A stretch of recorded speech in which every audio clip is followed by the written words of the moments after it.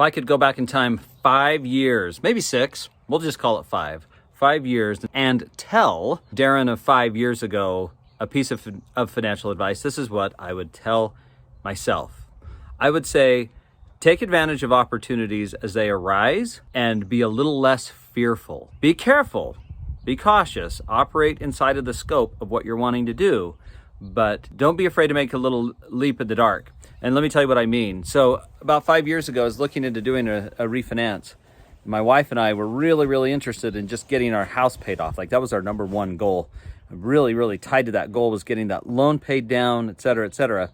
Well, an opportunity came up to get a little cash out of our house.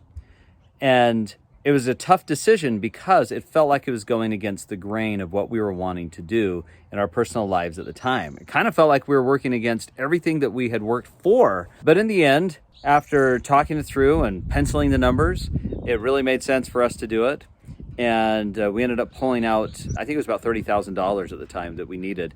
And guess what? Within that year, we really ended up needing that money, and we were able to actually use some of it to get ahead further than had we not taken any of that money out. My point is always leave all your options on the table, that when you have opportunities like we have right now with super high home values and super low interest rates, this is an unprecedented opportunity. It may make a lot of sense to get some cash out of your house because of how inexpensive it is compared to what it might otherwise be, and use that money to get ahead financially, whether it's consolidate debts or fix up your home. Those are the classics, but there's a lot of other ways that a good chunk of money may benefit you. Get those wheels a-turning. Go to cashoutideas.com. Check out some ideas that we have there, and then just book a 20-minute call. We'll run through some numbers. We'll look at what your scenario is to see if it actually makes sense.